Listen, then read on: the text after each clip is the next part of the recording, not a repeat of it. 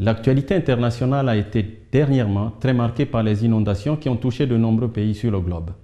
Pour ne citer que le cas du Pakistan, l'AFP, l'agence française de presse, rapporte les propos du journaliste Hassan Mansour, qui résonne comme un bilan en date du 31 août.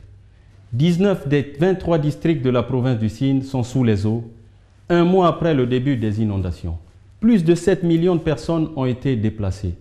Quelques 8 millions de sinistrés, dont près de 5 millions de sans-abri, ont toujours besoin d'une aide d'urgence dans tout le pays. Plus de 1640 morts. Mais ce bilan pourrait considérablement augmenter à mesure que les eaux vont se retirer. Quelles leçons peut-on en tirer pour les pays africains d'une telle catastrophe? Pour se prononcer, il est bon d'avoir à l'esprit quelques éléments. En voici certains. Primo, selon l'Institut international de l'eau de Stockholm sur la période 1996-2005, parmi les catastrophes naturelles, 80% sont d'origine météorologique ou hydrique et 40% des accidents mortels proviennent des inondations. Ces dernières auraient affecté en moyenne, tenez-vous bien, 66 millions de personnes par an et sont la cause de nombreux dégâts matériels dans le monde.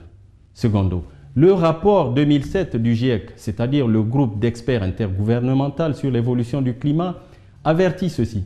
Dans les années 2080, de très nombreux millions de personnes supplémentaires seront inondées chaque année suite à l'élévation du niveau de la mer et que le nombre de personnes touchées sera plus grand dans les méga-deltas d'Asie et d'Afrique.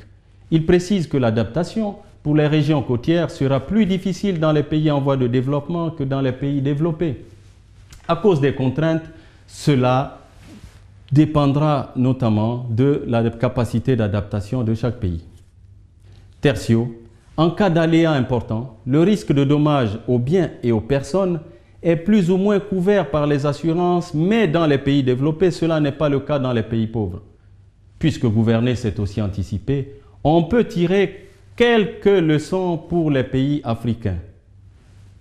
Il faut se préparer à faire face aux risques liés aux catastrophes naturelles, ce qui amène donc à traiter la question des stratégies de lutte. En termes curatifs, par exemple, les moyens sont assez connus.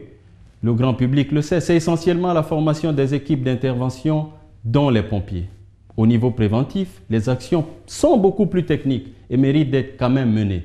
Primo, modéliser les inondations en combinant les données pluviométriques et topographiques et estimer leur période de retour. On parle dans ce cas des crues décennales, centennales, etc. Deuxièmement, établir les documents de portée à connaissance basés sur les modélisations afin d'aider les décideurs politiques à ne plus autoriser la construction en zone inondable.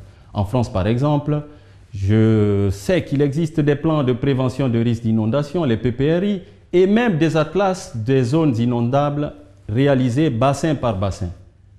Tertio, élaborer les documents et règlements d'urbanisme et d'occupation du sol qui prennent en compte la contrainte inondation.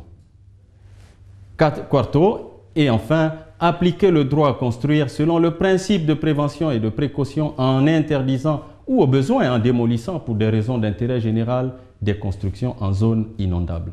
Sachant que dans un contexte climatique incertain, la pluie restera toujours un phénomène aléatoire et trop complexe pour être prévu par les calculs, on ne peut que recommander à l'Afrique de se préparer. Vous êtes sur Canal 3 Monde. À bientôt.